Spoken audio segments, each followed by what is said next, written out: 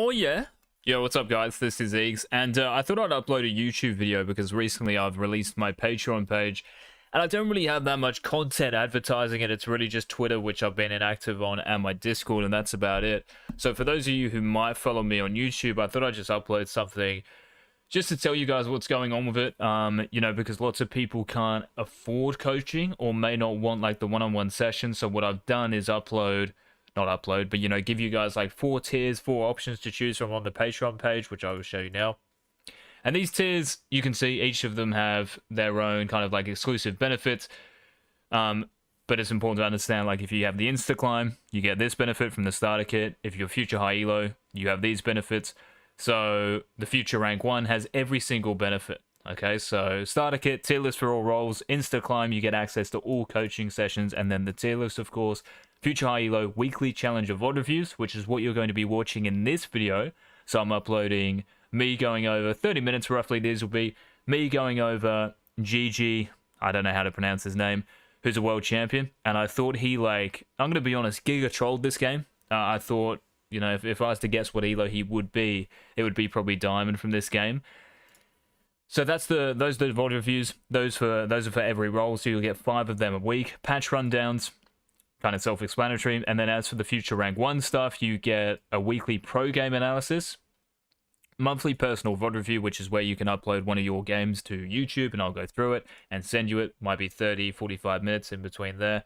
And you get a 20% discount code on the website as well. And of course, you get every other benefit in the other tiers. So those are the tiers. I just thought I'd notify you guys about the Patreon if you are interested in it. All the coaching sessions, this is me coaching like top 10 players, coaching challenges, grandmasters, masters, even players in like gold, silver, which might be useful to some of you, if not most of you maybe. So yeah, I just thought I'd throw this out there. Any questions about it, leave them in the comments. I'll link my Discord down below as well if you want to DM me about anything. And yeah, enjoy the video. I'd love to know what you guys think of the analysis, and I will see you in the next vid. Later. Oh yeah, the boys. What's going on? I was about to say Game Leaper, but that would be fucking weird. So for the Eagz 33 Patreon, mate, here we go. So this is my expertise, I'm gonna say. Mate, I'm a fucking expert at every role, let's be honest. But yeah, so this is JieJie. Don't know how you pronounce his name, but this guy's a world champ. An actual like destroyed Canyon in the Worlds Finals. So I've recommended his stream to a lot of jungle players who I coach, so I thought I'd go through one of his games. I have not been through this game at all, so this is me going in blind, so this will be interesting to see if I can predict what he's going to do. Important here as well, we can see the map, which is probably the most important thing when you're jungling. So let's get into this game. So he's going to play Zed in this game. You can see the room page he's running on screen now. Some people take sudden impact instead of eyeball. If you think it's going to be a game when you're going to get lots of kills, this is probably better because you can stack it quick. But this is just a pretty standard page. You can also go electrocute with footwear and cosmic insight. Here it would be also an option. So here we go. Let's have a look at the enemy team. So they have a Hecarim jungle. Zed against Hecarim. Honestly, like it's if I was playing Zed, I would not be scared of a Hecarim. Seems okay. Like he should never be able to like kind of just kill you unless you really misplay. And you do have a little bit of pressure on him around level 3 if you can catch him doing one of his buffs. So we'll see what happens in this game, but invading is probably not an option. So at the moment, this guy should be thinking about what lanes he wants to play for. He's got a Lee Sin top, and we'll see who his support is here. So it's Zilean. So in my opinion, I think he should play for top because Lee Sin top against GP. GP is a killable champion, and if we can get this guy behind, Lee Sin might just be able to take over the game. Also against a GP, he's very diveable with a Lee Sin. So if Lee Sin can get going once Zed and Lee Sin are level 6, it's just free money. It is just free money. Like going bot for a Zilean Jhin, they might have priority, but there's less chance of getting kills in that lane, I think, just because, you know, Lee Sin just looks better to me. So that's what you guys should always be thinking about, and we should also be thinking about the enemy champions even before minion spawn. So Blitzcrank here is obviously a threat, and even getting late invaded as Zed might be a bit of an issue here by Gangplank and Hecarim on the top side. So if JieJie or if anyone was to start at their blue buff, because he's on the blue side this game, it would be a very wise decision to actually, you know, just watch out for that. So maybe even start at your red buff if you think that's going to happen and ward your blue, something like this, okay? But that's thinking at like the highest level. You guys, even in like, I'd even say in like Challenger, probably don't even have to worry about it. But yeah, let's get into this game and see what happens. So runs out of base, runs to this top side, which is where all of you guys should run. And it's really important as well to make sure level 1 counts. So what he's doing here I love. If he can get a cheeky ward down on the enemy red buff, raptors, wherever it is. This ward as well is actually, let's actually see if it does it properly. Okay, this ward is really bad. The reason why this ward is bad is because it's not going to show you, right? So let's say you can see here, yeah, how this ward's vision cuts off here. This means that if Hecarim does his red buff, now I'm not saying he will, but if he does, you never know what's going to happen in a game. If he does his red buff and he goes like this, right, to walls or to his bot side, this ward is not going to pick up that movement. So old mate will not know if Hecarim is transitioning from one side of the map to the other. If you ever put this ward down, you really want it to be in line, or kind of like, I'd say maybe like this, you know? It's hard to explain here. But if you just look at this wall where the tree and the rock are, you just draw a line in that direction, you want to be putting it as close to this line as possible because it will reveal this patch here. Very, very important. So even this little ward is a little questionable. Even if you were toward the red buff, I think it's just as good. So one or the other. But always try to look for these little invades, guys. But of course, you'd have to be careful of that brush there. So do be careful. You might even think about when he puts his camera back on himself. If he does, that is. So he won't. You might even think about going like this, just in case there are champions in here. Also be very careful, like the enemy team has a blitzcrank here, so you could even queue over the wall to make sure. So there's a lot of stuff going on. I don't want to spend too much time on the level 1. But again, I'm just like throwing ideas at you that how the top level players would think. And this is what I'd be telling someone in a coaching session that, if this was how they were playing Zed, I'd kind of be happy, but there's a few things we can already, like, work on. And can you believe it? The Blitzcrank invade happens. So Zed's plans to do anything this game are a little bit risky, so what he does here is smart. He takes his Q and Qs the brush just in case someone's in here. Always be doing that on Zed. That's what I thought he should have done top before he wards the red buff. That's also really good as well, just to know if Blitzcrank's in there. All of that, like, spending time to do that is 100% worth. On Zed, like I said, you're not the strongest, like, early game champion until level 3, I'd say. So you just want to secure your first 2 levels. You don't want to get fucked over. Now, of course, when we do red buff, we're leading it down to our Krugs. And what he'll probably do here is smite the big Krug. Let's see what happens. I always smite the big Krug. Yeah, okay. So smite the big Krug because you want it to get less than half HP. That's when your passive is going to proc. So watch his auto attack here. Boom. Yeah, pretty much one-shots it. Probably didn't need to auto-attack that, to be honest, because he can get that with his Q or his E. So when a monster, guys, like, especially in the multiple camps, is last hittable with one of your abilities, you don't need to waste an auto-attack. Use the auto-attack on the other monster to get it lower. And yeah, it's just more efficient, right? It's going to save you time. So this will make sense, right? When we E, we want to hit as many Krugs as possible. And this one as well, you can do 2 things. What you can do, which I think is actually, like, reliable to hit, is you run off, and as you get to around this position, you Q back. Now, I know this is kind of specific for Zed. Another champion, you might do it on his Nocturne. But yeah, we're just trying to think about leading this camp to our next one, which will be Raptors, and away we go. Now, while we're doing this, this guy will probably be looking at his map as well, especially when he's moving here. So as soon as, like, you're not doing anything, right? Like, going from Krugs to Raptors, this is like a 10-second journey. 10 seconds. A lot can change on the Rift in 10 seconds. The key to jungling, the essence, okay, to jungling, is being flexible. Flexible means that the Rift is always changing the information, like I just said. Akali all of a sudden might flash E the Ahri. Blitzcrank might flash Hook Zillion. You have to react to it. These pictures are not going to be the same. Eventually, lanes are going to fight. Lanes are going to roam. Lanes are going to recall. Lanes are going to do some whack shit. You have to react. You have to react to it best you can. Now, doing Raptors here makes sense because he hits level 3, and I'm pretty sure Hecarim is not invading his top side, so doing this is absolutely fine. Hecarim there, he can see him on his ward, so he's kind of lucky. If Hecarim was, let's just say Hecarim had vision of him placing that first ward, he could actually avoid it. And what you do, guys, by the way, like, if you do want to avoid these wards, so here and here, run to this brush and get aggro from the first raptor and draw the raptor camp into the brush, and you clear it from the brush. the enemy team is not going to see your character icon on the camp. The only time they know if you're doing it is if they actually look at the camp, or when you finished it, because this icon will go, right, if they have the camp ordered. But not showing yourself is extremely important here. So as soon as, what's his name? JieJie. I'm just going to call him JieJie. I'm sorry, it's probably not how you pronounce it, but yeah. Sees this information, he knows that Hecarim is pathing towards his bot side here. I'd also like to see him, I'm actually not sure if he did, whenever you're pathing to one side of the map, guys, you should always be looking at that lane. So the fact okay, so looking at Hecarim is fine, but why are we looking at ourselves here? Does he know how low GP is? So I actually think this is a mistake, and I'm surprised he does this, because I think he's one of the best junglers at reacting to the map. Look at this. Lee Sin is half HP, level 2. GP is level 1. He's actually lost out in the priority here, which is surprising as a GP. So Lee Sin has won the early game priority. This is huge, because this brings a dive into play. We know Hecarim as well has started red. He's pathing bot. This is a 2v1, but we don't know if GP is killable yet, because we don't look at the lane. So if you're going from bot to top, you look at top. First thing you do. If you go from top to bot, you look at bot. Now, if the enemy jungler shows on the map, like Hecarim did, we want to try and look at the Hecarim. He might be on 100 HP and he just starts Raptor camp. Maybe you can get there in time, right?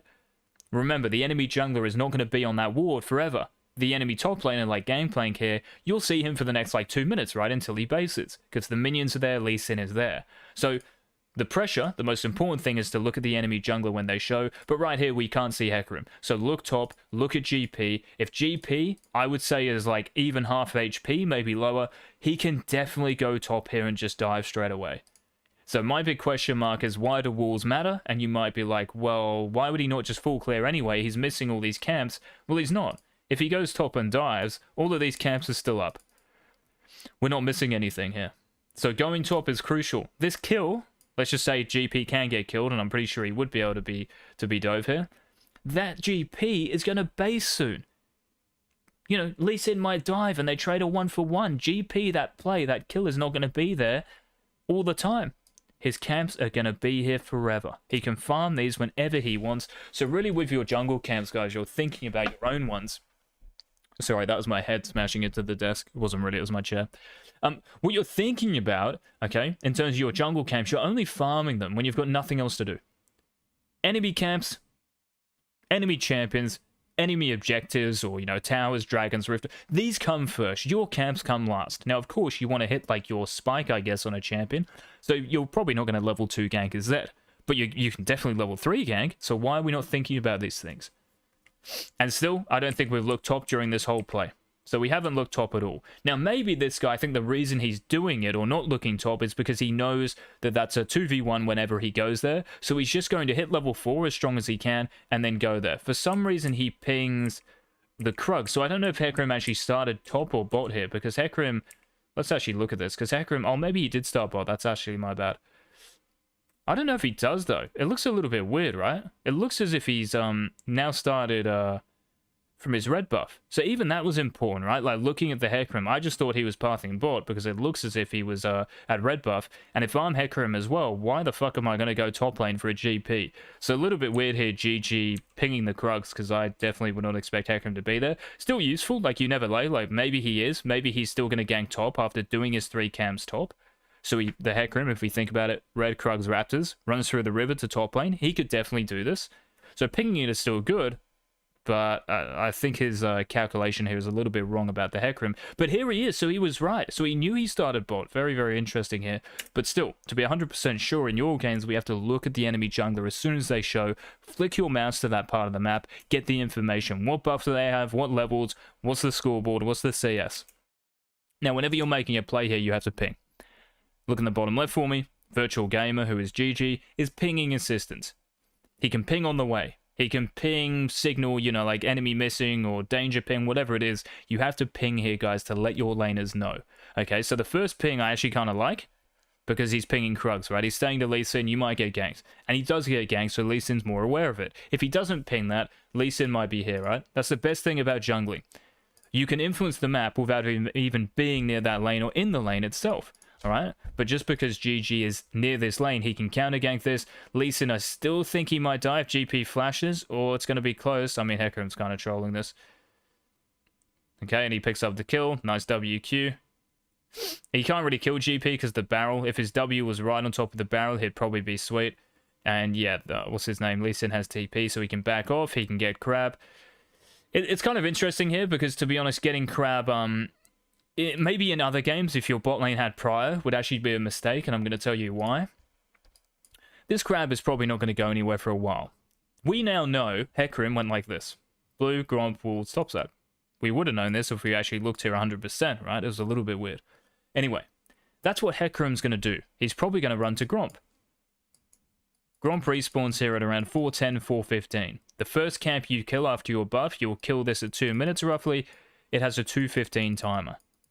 Means 4:15. Remember this timer. Hecarim's only camp to really go near is this Gromp or this Crab. Agree? You've got to agree, mate. There's no fucking disagreeing, alright? With the jizz. With the 33. Now, I think it would be a mistake to do this Crab if his bot lane had priority. So if Jhin and Zilean were past the halfway point on this map, right?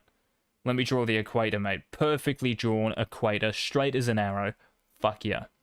If his bot lane had priority, if his bot lane was pushed past this point, they would have first move. So if a fight happens with Scuttle Crab, his bot lane's there to help him. Remember, the Hecarim just inted. Maybe he traded 1-for-1. I don't give a shit anyway.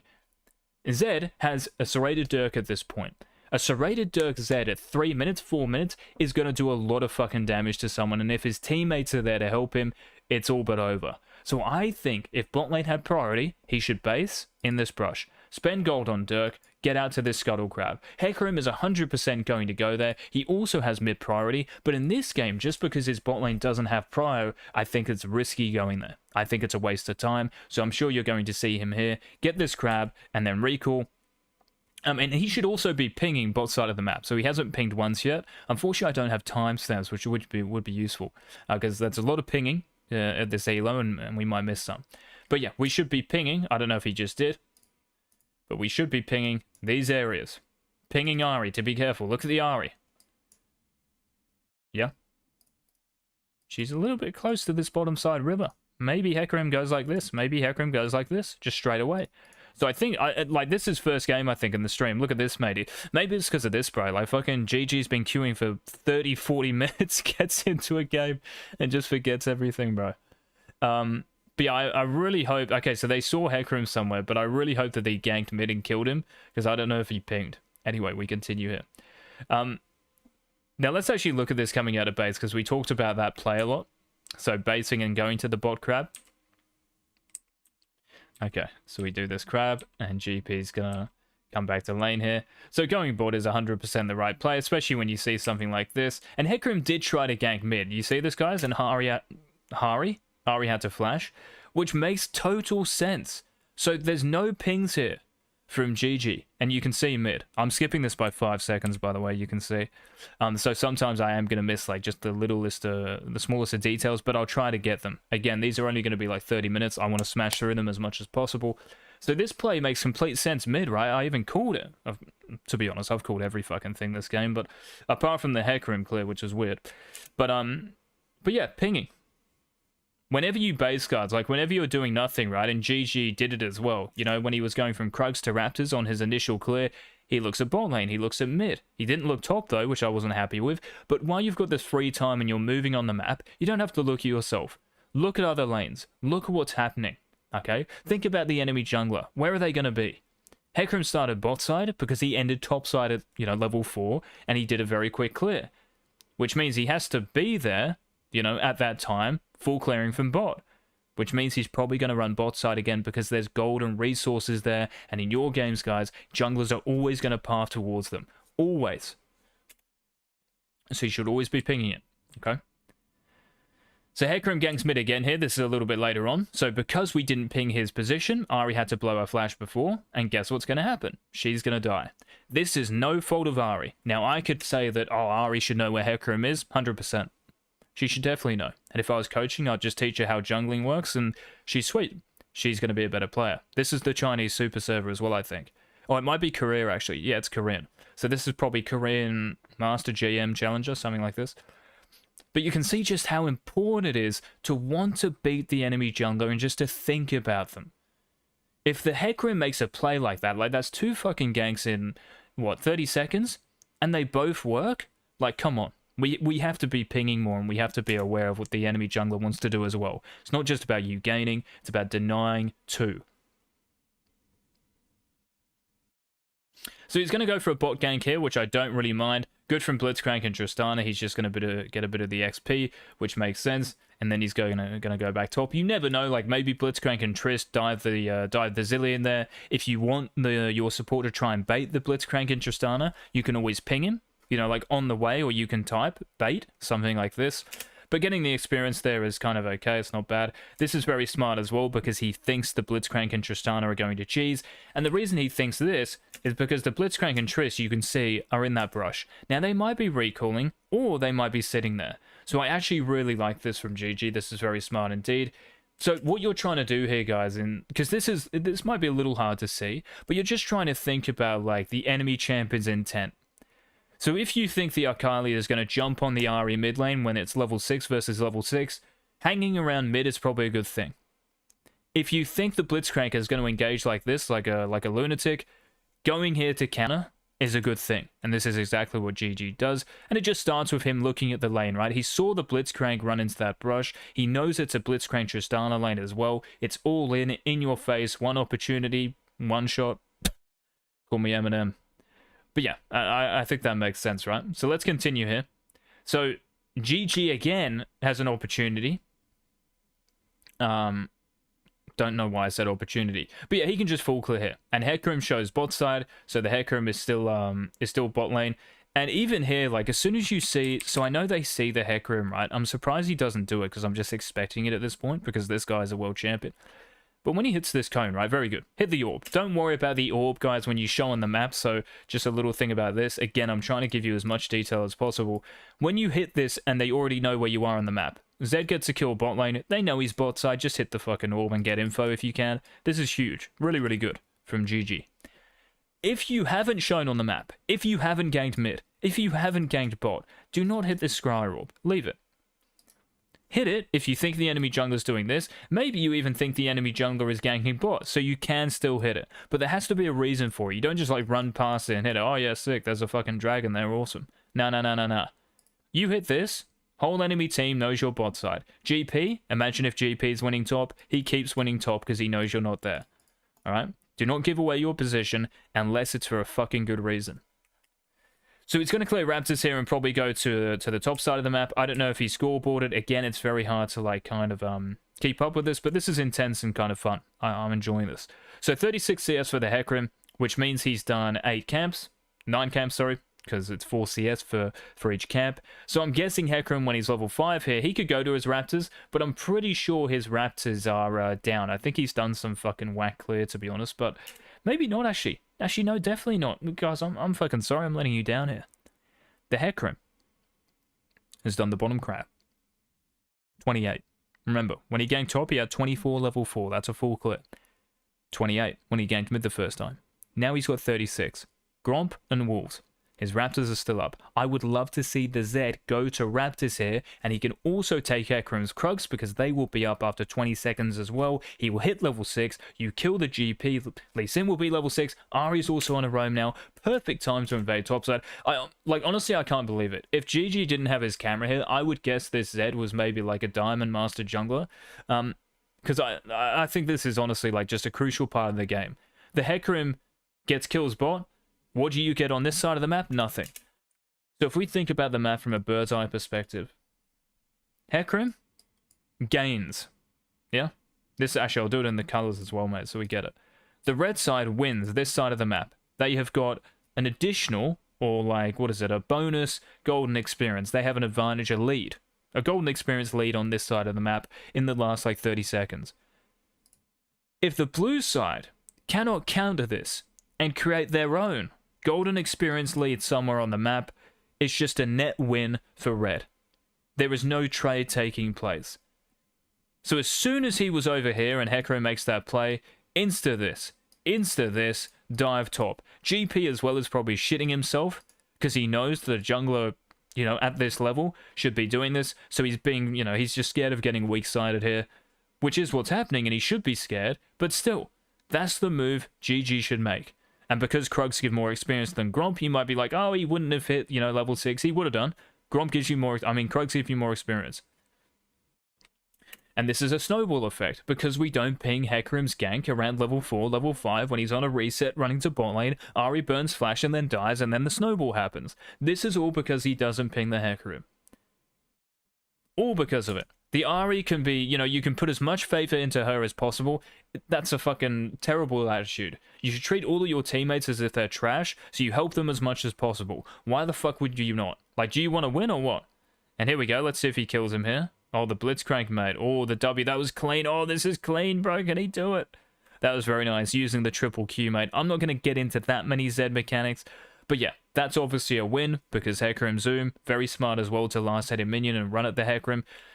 Notice this as well, guys. It's very good from JieJie. Hits level 6, and he hasn't used any cooldowns or energy, so if you are going to do this trick, it might be off Scuttle Crab. I've done this before where I'll flash Smite. So I won't flash auto or flash cure or anything. I'll flash smite, hit level 6, bang, ultimate immediately. It's very smart. So always be aware of this. And yeah, just saving cooldowns so we can use all of them in Hecarim. Auto attack I like as well. And maybe what he could do is honestly, yeah, like I don't... Okay, so what he should do here is he should ult and auto attack, and he should W and E. You can see how he doesn't W and E because the Hecarim's not slowed. So he E's just before he W's, so it doesn't go off. Whenever you do that combo, you need to W and E pretty much at the same time, but your E is just a little bit after. So because he doesn't get the slow here, he can't then auto attack Hecarim pretty much straight away. Because if Hecarim slowed where he was, he'd get another auto attack in, and honestly, I think he'd die because of Zed's passive. So a little bit of like a mechanical error there. He could have been cleaner, but I actually thought that was pretty clean for the most part. But again, all we care about is being better. If we can make, like, even if it's a small improvement, that's all we care about. Okay, so after that play and pushing Hecarim away, very interesting here as well, because the Hecarim is fucking 1 HP. Bot lane has priority. Ahri's going to be kind of back on the map. Why don't we think about getting Hecarim's blue buff? We know he started bot side here. Very, very interesting, this. And I think it's a big fucking mistake. A big fucking mistake. Akali does not have ultimate. She used it mid. I know Ahri doesn't as well. But the Akali is going to be, you know, maybe running back somewhere. Hecarim's, you know, probably recalling in base. Hecarim even might be doing his Gromp or Blue on 1 HP. If I downloaded the replay, I'd actually put money on him doing that. How fucking troll is that? The Hecarim's 1 HP and we just leave him. No worries, bro, whatever. I almost killed you. Oh, whatever. So pretty much what you're saying is, like, the only time you're going to kill the enemy jungler is when you meet them in a lane or some shit. Fucking kill them in their jungle. If they're killable, like Hecarim definitely is, why are we not putting pressure on this? Why are we not putting pressure on his blue buff in particular? Like, I don't even care. If his blue wasn't up, go to his Gromp. If you know it's up, go to his walls. Try dive bot lane. The enemy team does not have a jungler on the map at the moment. The blue team does, who's full HP. I know Zed doesn't have his ultimate, but this is a serious opportunity here, and just another missed one. A missed chance to get a fucking big lead in this game. And all we do is our red buff. Is this red buff going anywhere? No. Oh, guys, I'm fucking tilted. Yo, has anyone got the EDG gaming house, their website or some shit? I'm gonna send them this, mate, for free, and I'll be like, bro, this is fucking troll.